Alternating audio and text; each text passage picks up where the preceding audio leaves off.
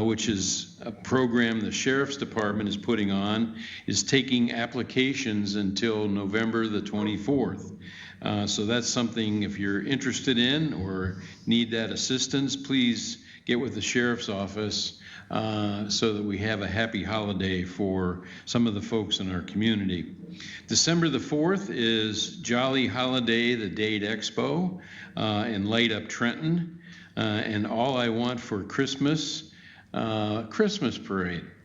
Jane Dixon will be coming up in a few minutes to talk more about the Jolly Holiday and Light Up Trenton, so I'm not going to steal any of her thunder at this point. Also upcoming is the Tri-State Cattlemen's Association Christmas Banquet, which is held on December the 10th. Now to general announcements. The City of Trenton Police Department has announced that they will continue the Silver Bells project to provide senior citizens in our area with basic hygiene items this year.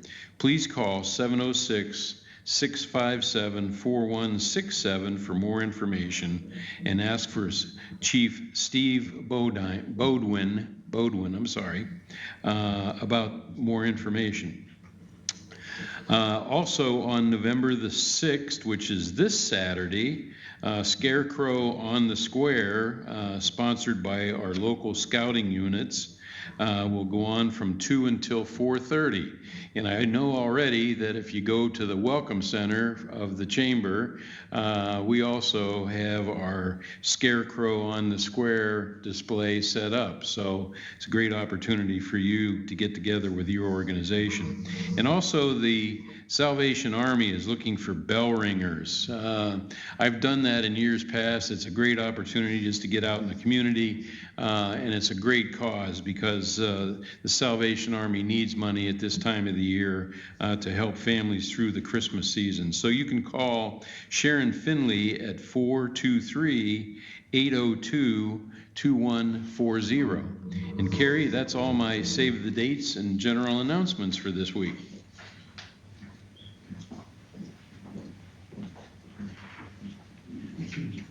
Thank you so much for that, George. We'll hear from Jane Dixon in just a moment. I do have some other announcements that I need to tell you about. So 911 is currently hiring dispatchers. We have a couple of positions open, so if you know someone who would like to work in that position, they can apply online at dadecounty-ga.gov. Also want to remind you of the time change this weekend. This is a good time to change your batteries and smoke detectors, carbon monoxide detectors, and weather radios. Thanks to our EMA department for letting us know that so we could pass it on to you. I also have an election summary for you. So elections were held Tuesday, November the 2nd. Those elections were certified by the Dade County Board of Elections this morning at 10:30. If you have questions about anything to do with elections, you can call 706-657-8170. So the results of those elections you can see online, but in the city of Trenton, there is a new police commissioner, Mike Norris. Parks and Rec Commissioner Terry Powell was reelected as he ran unopposed. All of the liquor sales or the package sales did pass. Those were questions 1, 2, and 3 on the city. So those did pass. And then our District 4 commissioner, who was voted in Tuesday, is now Melissa Christensen Bradford. So you can see the numbers for those elections online at dadecounty-ga.gov. You can even see the numbers for the city votes on our county website. They did ask us to put that on there for you. As a reminder, we will also be closed next Thursday for Veterans Day. So county offices will be closed next Thursday for Veterans Day. So we will not be here. We will not do KWIN next Thursday morning. We also will not have our weekly update next week. So don't go online looking for us at 3 o'clock or at 9:35 Thursday morning. And this is another good opportunity to say also don't forget the Veterans Day Parade Saturday, November the 13th. The lineup is 11 o'clock at Trenton First Baptist Church, and the parade will go from Trenton First Baptist Church there across from Moore Funeral Home to the American Legion, where they say there's a picnic event to happen. If you want to learn more about that, you can go on our county calendar on at dadecounty-ga.gov. I also want to remind you or tell you rather, that we did have our first mid-session meeting of the Joint Comprehensive Plan this past Monday, November the 1st, at City Hall. That is a joint comprehensive plan between Dade County and the City of Trenton. A lot of people say it would be really great if we had a plan to work so we can see where we're going. We do. We have had that. In fact, this joint comprehensive plan was started in 2017 and will go through 2027. They're 10-year comprehensive plans for the city and the county. So we had our first series of meetings way back in 2017. In those meetings, you'll have people from the community, you'll have commissioners from the city and the county, and community leaders and citizens alike. So our first meeting was Monday. It was a great turnout. There was a lot of brainstorming that happened. The Northwest Georgia Commission will take the results of that. They will compile those and get back with us, and then we will have our second meeting of the Joint Comprehensive Plan mid-sessions is what I'm calling them. We will have those, the next one, January the 5th. That's Wednesday, January the 5th, 2022 at City Hall. It will also be at 2 o'clock in the afternoon, 2 o'clock to 3:30. We have opened this to the public, so if you do know somebody who wants to be in there or you want to be in there, have them give me a call at 423-290-6655. Next, we'll hear from Jane Dixon with the Alliance for Dade.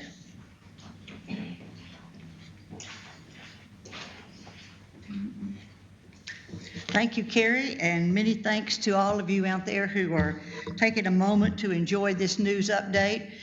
First thing I want to discuss with you, and I will hold this up for you here too. I think you probably have it, but look at it. This is called the Dade Expo, Jolly Holly. Well, what it is, first of all, that's important to you, is it's free to the public to come. We're looking to invite everyone in Trenton to come by December 4th, anytime between 9 and 4 at Dade County High School. The Dade Jolly Holly Expo will have all kinds of things that you could buy for people and friends for Christmas. There will be booths after booths filled with products and crafts items and things that people have brought to share with people for Christmas. So we encourage you to come. We do need to let you know the surprise event is that I heard it this morning, but we have to kind of wait and get the truth, but I heard that Santa is coming, and he's right now getting a new permanent in his beard, and also he'll really be frizzed all up. So he is coming to the expo sometime during the day. Pictures can be taken. There will be a large space for him. Parents, there's also going to be an entire area where the little kids that you bring can sit down, or madam, you can put your husband in there and sit him down if you want to. He can make a decoration to give to someone. There'll be lots of things for children to do, so don't leave them at home and don't stay at home just because you can't bring them with you, because we welcome your children. We welcome you to come to the Dade Expo.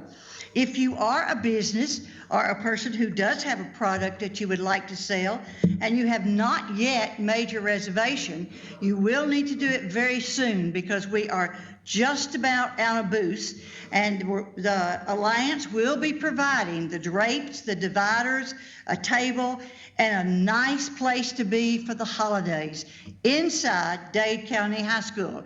So we welcome all of you all to come. There will be food available, so bring a little extra change so you can have something to eat while you're there.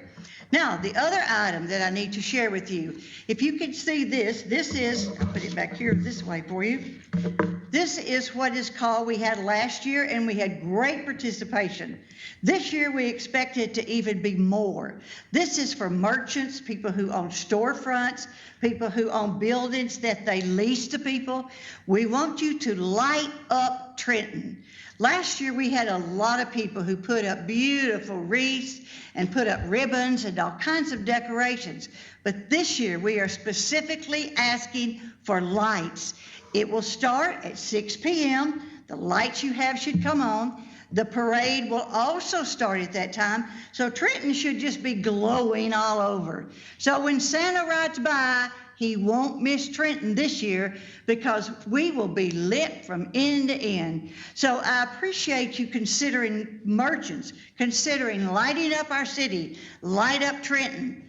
All of our citizens, get ready. It's free. The Dade Expo, it's all happens on the one day, Saturday, December the 4th, from 9 o'clock until 4, and then at 6 o'clock, the light up Trenton and the Trenton Parade. Thank you, and hope you all can get there. Robert? Thank you so much for that, Jane. Next, we'll hear from Dade County Vice Chair Robert Goff with our weekly update and COVID-19 report. Thank you, Carey, and thank you, Jane and George, for being here. I think I read about y'all in the first grade, Jane and George. Kids won't know what in the world I'm talking about today, but some of the adults will. But anyway, for you who are listening, there's a lot going on, a lot always going on in county government and taking place around the county and around our city of Trenton, and a lot of it is they've already talked about today. So we'll be talking about a few things here in just a minute. I do want to first mention, if you listened to the program this morning on KWIN, Evan was talking about our high school and all that's going on good over there, and I think people should know that. The football team has, for the first time in many years, will be going having a playoff game. They still have one regular season game. That will be tomorrow night at Fannin County. It's about 100 miles away from here, but they'll be going up, and but they've already secured a place in the state playoffs. So next Friday on the 12th, they will be playing. I don't know who it will be because a lot of those teams have not yet been decided. Probably somebody maybe in Region 5. But anyway, that will be here at our high school. So hats off to those kids. I'm over there a lot of time, would be over there right now probably if I weren't here. Also, our ladies softball team, Dade County Wolverine softball, went to the Final Four. I think they ended up number 3 in the state. Also, our volleyball team went to the state. Our cross-country team will run tomorrow and Saturday on the state, and cheerleaders going to state. And I think, if I remember correctly, that even our drama team will be going to state.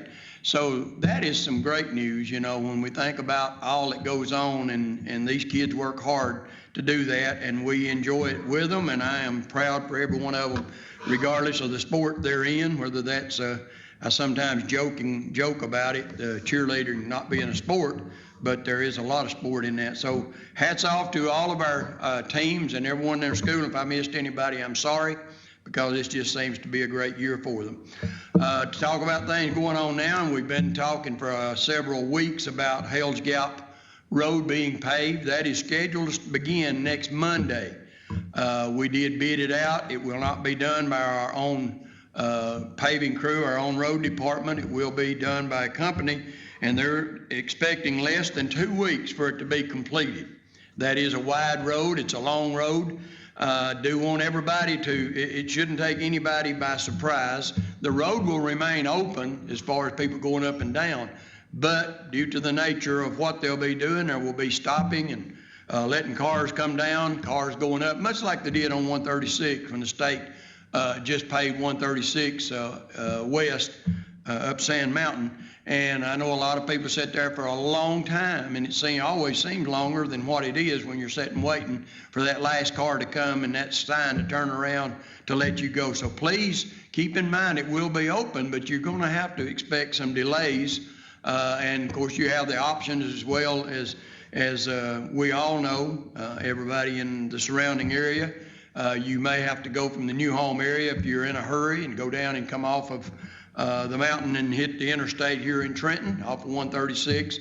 There's just not a lot of other ways to go right now, but the thing about it is it'll be fixed right, it'll be fixed good. There'll be some skid-proof pavement put on some of those curves and hills, so really looking forward to that being done. Hopefully they can finish it in the time they've allowed, but we are hitting cold weather, rainy weather, so but they'll be working on that beginning Monday next week.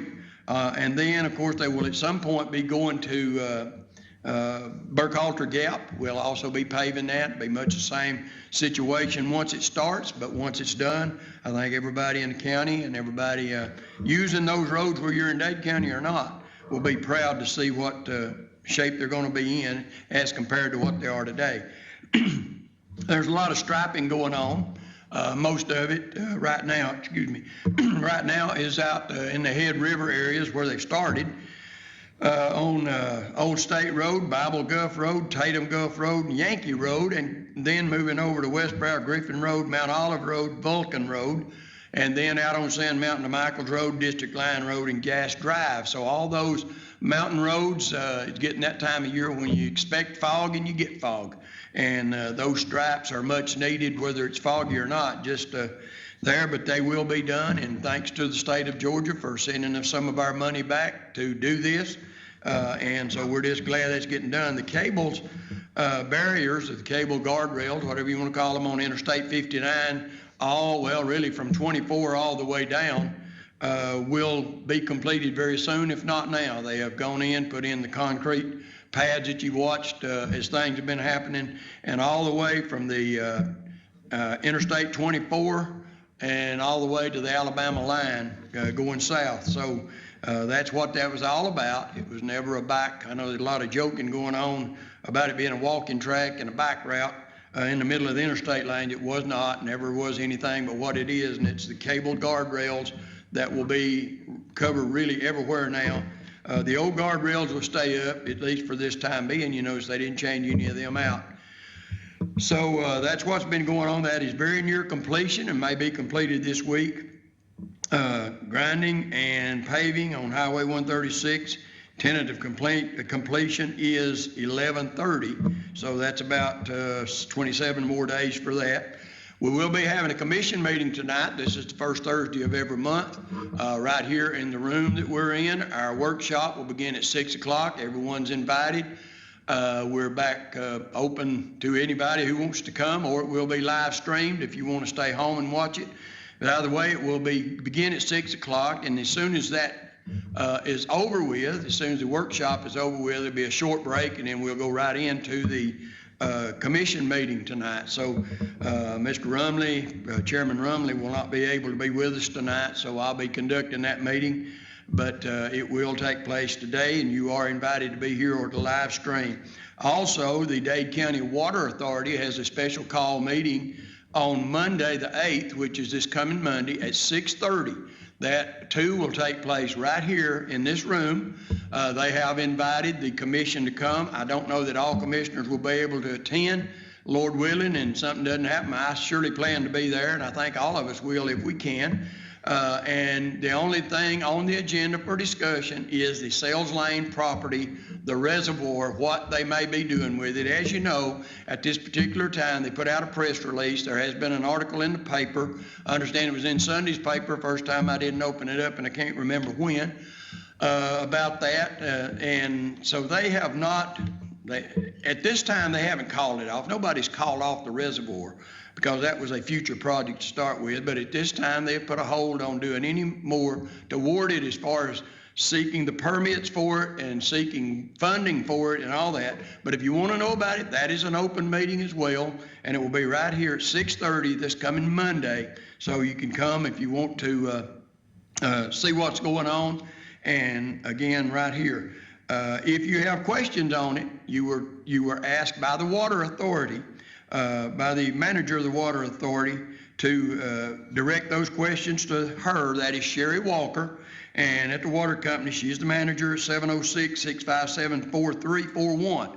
I've had a few people talk to me about it this week, and they've all been on the positive side of wishing it would get done. So there are people out there that really want it, but it is ultimately a big decision, taking a lot of time. And a very expensive thing to do, but it's looking out down the future. Carey mentioned her comprehensive plan. I do not want to stand here and be ugly, but we have people all the time that say, y'all never plan. We don't have any choice but to plan, but we do a 10-year plan, and that 10-year plan is revisited in 5 years, and that's what she mentioned that's going on. Those are public meetings, and the public can come and they can have ideas. For instance, at the one that we had the other day for the steering committee, and there were a few, I think, non-steering committee member or people that were there, but they take suggestions from you, the citizen. What do you want in Dade County? And believe it or not, one of them I noticed, and it got a lot of little sticky dots by it, was an indoor pool in a place for seniors to go and be covered. Those are the kind of things. Will they ever be done? I don't know, but it is planning for those things. See what people want, and of course, we're planning for infrastructure and water and that kind of thing. That's what we do. Another thing is, some people will say, well, I saw it the other day, somebody said, well, that county needs audit. That audit is going on right now. It's something that we don't have a choice to do. Folks, we're audited every year. And for the 13 years that I've been on the county commission, the same company, which is a government auditing firm out of Chattanooga, McCullough, Hutchinson, Henderson, has done that audit. So a lot of your tax dollars go for it. So if you're thinking we don't do those things, then you're invited to come and listen, come and see, come and be a part of. I would like to say congratulations to Melissa Bradford. She has filled in very well over the last few months. As Carey said, that election was held in conjunction with the city election just a couple of days ago, and Melissa did win that. Not only do I want to say congratulations to Melissa, but I also want to say thank you to Belladonna, who was the other person running in that race, because she stepped out. She got out of a comfort zone. She said, I'm going to try to make a difference. She had her reasons, whatever they may have been. So, Bella, if you're watching this or get word of it, I thank you for doing that, because that's why we have elections, and that's why different people come in. So thank you for doing that, for taking that step, because it is a big step in your life, I'm sure, to have done that. So, also, we have the Tri-State Food Pantry. Distribution is set for tomorrow from 9 until 1 o'clock. They'll load the truck that goes to Lookout Mountain from 2 to 4 on Lookout Mountain to be distributed at the Westbrow Fire Department. Then at 3 till 5 on Sand Mountain to distribute. They will distribute there. So contact or call Rose at 423-316-0384 if you've got any questions about that or want to know more about the distribution of that. There's something very important if you're one of those people in the county that carry a blue card. That is the Erosion Sedimentation certification. And a lot of people who do construction work, do excavation work, that is part of what they have to have. But on November the 9th, there will be a training on November the 9th called 706-270-4518 for information. And there's people throughout the county that is very important to. I don't know a lot about it because I don't carry a blue card, but you want to keep that active, and this is for the renewal of it. So you can renew your card, and that will be held here. And they're coming here to Dade County to do it. Whereas at other times you've had to go somewhere else, but enough people are in need of that they're coming here. But if you have questions, again, I'll give you that number because it's important. 706-270-4518, and you can find out more about that. Something that we're still going through, even though it seemed like the COVID, the current variant of the COVID that we're going through is again waning its way down. There are still some cases. We'll be looking at it just in a moment, but there's still people out there looking for to be vaccinated. And one thing that is taking place now, they are going to be giving vaccinations to children 5 through 11 years old. And of course, above 11, they will still continue into adulthood. If you want to get a vaccination, they're still available. The vaccination stations drive-through at the Colonnade, that's in in Catoosa County, over on Highway 2, is still going on 5 to 7 on Thursday evenings. Department of Health offering both Pfizer and Moderna vaccines. Call at 706-657-4213 for an appointment. And the Pfizer booster vaccines are being administered. If you had the other 2 shots that you took, or maybe the one if it was the Johnson & Johnson, I'm not sure. But anyway, the booster vaccines are available. You just need to call and find out when you can get an appointment to do those. Testing locations can still be found. They're on our website, but some of them are primary health care on Highway 11 North here in Trenton, Lawson Medical Center, or Lawson Medical, which is right by the post office over here, Price Pharmacy, and the AFC in Lookout Valley. If you need to have a test for anything. I know now if you're going to have any kind of procedures done, such as maybe tonsillectomies, colonoscopies, those kind of thing, you have to have a current one to do that within 72 hours. So there are places you can go get them, but most of them, I will tell you, will not take the rapid test.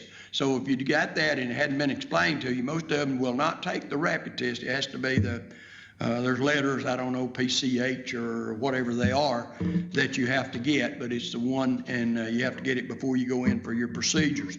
I'm going to read something that's not really terribly lengthy, but it is important to parents. It is important for your children. If you've been waiting on this vaccination for the 5 to 11-year-old because maybe there's a reason, medical reason your child needs it, and you want to make sure they get it. This is from the CDC, or Centers for Disease Control in Atlanta. The Advisory Committee on Immunization Practices at the Georgia Department of Public Health and health districts throughout Georgia will offer the Pfizer Pediatric COVID vaccine to children 5 through 11 years old. The vaccination will begin once the Department of Health receives clinical guidance from the CDC. That guidance is expected in the coming days. There are approximately 987,000 children between the ages of 5 and 11 in Georgia now eligible for the COVID vaccine. The vaccine providers include medical practices, pediatric practices, family medicine practices, and public health clinics statewide. Pediatric COVID vaccine will also be available at pharmacies, community health centers, and schools. The pediatric Pfizer COVID vaccine is authorized for children as a 2-dose series taken 3 weeks apart. The dose for children ages 5 to 11 is 1/3 of the dosage of the vaccine for adolescents and adults. In clinical trials, the vaccine was nearly 91% effective in preventing COVID-19 among younger children. So the vaccine side effects are mild and temporary, and mostly it is sore arm or at the site of that injection. So if you've got a child 5 to 11 years old and you want to get them, then be sure to call the health department, or this is all on our website, what I'm reading to you now, and of course it's on the screen behind me, but it is important because a lot of people are looking at that. It's a great division in our country right now as to where we should or we should not. I think that's a parent's prerogative to do personally if they want to take their children and be vaccinated for this thing. But again, thankfully we're winding down. If you'll remember last year at this very same time, we just watched the World Series take place in crowded field capacity ballparks in Houston, Texas, and Atlanta, Georgia. Go Braves, because Atlanta pulled it off and they won in Game 6, if you're not aware of that, and I'm sure if you probably are. But the thing about it is those stadiums were full of people, whereas a year ago that was not happening. In our college sports, our college stadiums of 100,000+ people, last year they were playing to a lot of empty stadiums. This year they're playing to full. So there's a lot of good things that are going on that we just kind of take for granted, but this year over last year, if you're getting out and about, is very much different, and it's different in a good way. We're going to look at a few numbers now for our COVID cases, because again, it is going on, but I've been watching them in the Chattanooga paper. They're printed every day, and there's not a lot of big jumps in them. And keep in mind that the numbers you're going to hear are numbers that go back to March of 2020, or around March and April of 2020. This is not the new variant. This is everything that's ever been. But Dade County has had 1,818 cases and had 36 in the last 2 weeks. We have 17 deaths. That's way too many, but it could have been maybe a lot worse. We've had 68 hospitalizations. Walker County, 9,548 cases with 135 new ones in the last 2 weeks. Catoosa County, 8,393 cases with 97 in the last 2 weeks. Chattooga County, our neighbor, is 3,676 with 32 in the last 2 weeks. Since yesterday in the state of Georgia, we've had 685 confirmed cases, 53 deaths, and 161 hospitalizations. Remember, that is statewide. So though the numbers sound great, that is numbers out of about 10 million people. Tennessee has 1,284,000 cases confirmed, and they have 1,040 new cases. Hamilton County leading the way, of course, is more populated with 63,883 with 559 active cases. They do show their active cases there. Marion County with 5,797 with 53 active. Grundy County, 2,863 with 44 active cases, but they've had 2,781 have recovered. They had 38 deaths. I didn't read the deaths on the one above, but those are the numbers that to give out. And there have been 865 hospitalized, 23 since yesterday, 16,450 deaths, and 42 since yesterday in the state of Tennessee. Jackson County has had 10,000 cases, 10,119, 16 cases in the last week, new cases, and 12,739 in DeKalb County, Alabama, with 20 new cases and in the last 7 days. So that's kind of a wrap up on what's going on. Again, there will be a meeting here tonight. Our workshop, county government workshop, will start at 6:30. Then we'll go directly into our commission meeting. There's not a lot on the agenda. There's a lot of items, but several of them there'll be a lot of reappointments or appointments to standing boards that are already standing, our alcohol board and just different boards that we appoint members to. Also, there will be several coming probably tonight to come before us for splash proceeds for everything from sheriff's vehicles to air packs for our fire departments and everything else. So it's going to be a lot of money asked for out of the splash tonight, and hope to give a little bit of explanation. I'll say this just before I get off. A lot of people want to know where the $1.5 million is going that we received in the America Recovery Act, I guess. We were given about $3 million. It would come in 2 checks. We did receive the same. All the counties did around us. I think Walker County received several more million we do. I don't know what the numbers are, so I shouldn't try to say. But a lot of people are wondering, what are we doing with that money? As of right now, we haven't done anything. It's here in the bank and was sent directly to the counties from the federal government. It didn't come like the CARES Act. It came to the state sent it out to the counties. But this did come directly to it. Again, it will come in 2 checks. There are certain things you can use it on. I think what's confused people, and I didn't get to go to the meeting that went to because I was at another meeting, but there were a list of things, a great long list of things that you could spend this money on. It's not anything and everything, but you could spend money on some of these things. Doesn't make sense, can't make this up. You had to put down on paper some things that you might do. And I think the confusion is that we spent a lot of money on those things that was in an email, but we haven't spent that. That's just something you had to get back in, folks. When you're dealing with the government, whether it's the federal government, state government, and even sometimes the county government, when we talk about things like this blue card thing, there's things you have to do, there's steps you have to take. It doesn't make sense to everybody. It's not all good, but it's all the law and it's all policy, and we have to do it. So anyway, not tonight at the meeting. We won't be talking about what we're going to spend it on, but I may go over some of this again.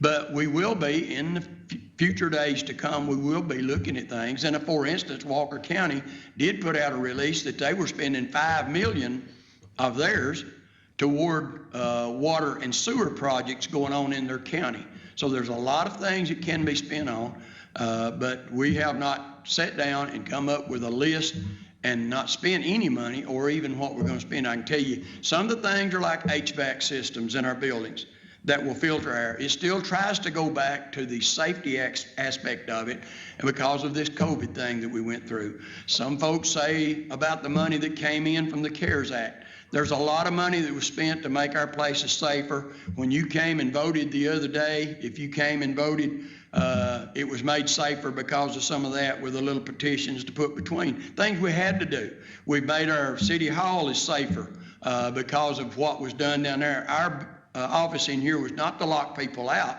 It was so if this thing stirs back up again, the government can continue to operate safely. So all those plexiglass things that you see, the doors that have been put in and all that, that was part of that. But we did get ambulances out of it. We got a lot of medical things out of it and things that it went for to benefit the citizens of Dade County. So if you're wondering, I don't have all the answers right now, but we'll be glad to get you an answer to where that money went.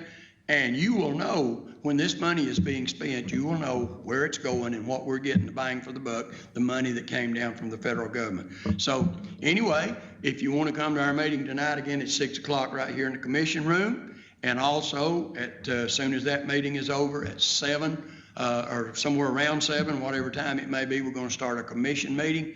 Also, the joint meeting between the Dade County Water Authority and the Dade County government will take place here in this room, 6:30 on Monday, the 8th. So, Carey, do you have anything? We do have one question. So somebody commented, said, thanks for the info on the stimulus money. Actually, that was Belladonna. Hey, Bella. The second one said, the question is, why did the federal government give monies to the state? That's just the way that the other money came down. It was not that we said, no, send it to the state. Obviously, if you're going to get it, the most direct path is from the federal government down to the counties and the cities and the school systems. That's the best way to get it. But the federal government makes that decision, and that first pile of money called the CARES Act, that's the way it came down. Then the states went out and handed it out. I can tell you this. That was supposed to be 3 different pots of money, or 3 different checks, I'll put it that way. But the state at some point decided it was better for them to keep it.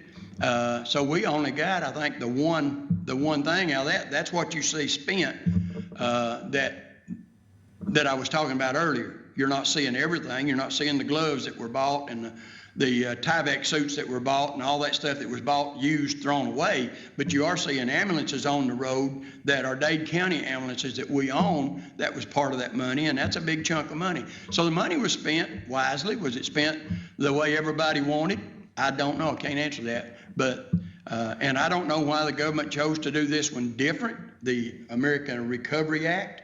But I do know that is a better way to do it. It came directly to the bank for the Dade County government, for the school system, whatever they got. And I take that back. I said cities as well. I think the cities did come through GMA.